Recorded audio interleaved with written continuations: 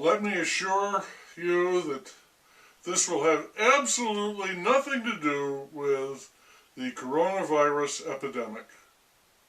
This piece is entitled Tarantula. I don't know why, but a while ago I started thinking about Bob Dylan, probably because he was awarded the Nobel Prize in Literature. That's an attention getter. And in the course of that, I thought, hey, I think he wrote a book way back, a long time ago, before the motorcycle crash, when he was the freewheelin' Bob Dylan. So I looked it up, and there it was, a slim volume entitled Tarantula. Before I read it, I gave some thought to what I might expect it to be. Robbie Robertson said that when it came to Bob Dylan, you should expect the unexpected, the experimental. So I thought, okay, this will not resemble any other book. It will not look like literature. There will be no plot, no characters, no protagonist. There won't be a theme. Meanings will be elusive. Use of language, explosive. Grammar and punctuation, iffy. And it was like that. Take the title. Tarantula is a fine name for a book. And if it does not signify anything about the book, it's still a fine name for a book. The star of the cover, front and back, was light and shadow. And Bob's hair. At that time, his hair was at least as famous as his songs. His hair bushed out like curly feelers from his brain.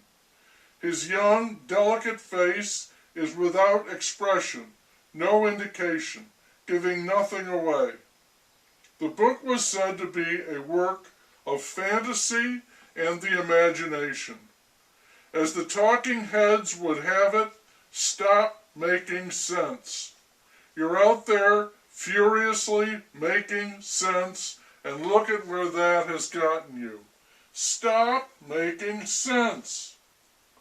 I can feel Allen Ginsberg in the book, also Jack Kerouac and E. E. Cummings, who is mentioned several times. In one poem or letter written by your professor,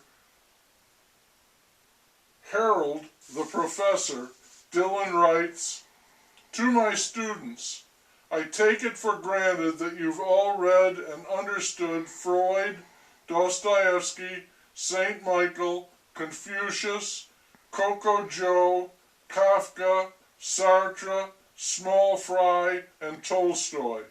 All right then, what my work is merely picking up where they left off, nothing more.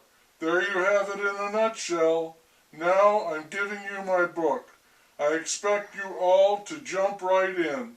The exam will be in 2 weeks. Everybody has to bring their own eraser." I thought there would be no characters. Wrong. There is a huge cast of characters, all with jokey names. One of them, Aretha, spans the book, beginning to end. It is full of short pieces of prose and poetry, what I might say is stream of semi-consciousness, a mix of gibberish and poetry, sometimes deliberately goofy, trying to make it as strange as possible while remaining possibly lucid. I wouldn't say it's got verses of poetry, it's more like subverses, subversives. He's playfully landmining the language. There's an extended passage about a butter sculptor and critics of butter sculpture, and I didn't for a moment think he was talking about butter sculpture. Here are some samples. Two-Face Minnie screaming, swinging from a chandelier, and goes to bless him. You don't make nobody understand, You're too smart to think you know anything. Not even John Henry did that. And don't tell someone what you know they already know. That way they think you just like them, and you ain't. This land is your land, and this land is my land, sure, but the world is run by those who never listen to music anyway. If you're going to think, don't think about why people don't love each other. Think about why they don't love themselves. Maybe then you will begin to love them. As a character named Popeye Squirm, he writes, "Translate this fact for me, Dr. Blogus. The fact is this: we must be willing to die for freedom. End of fact."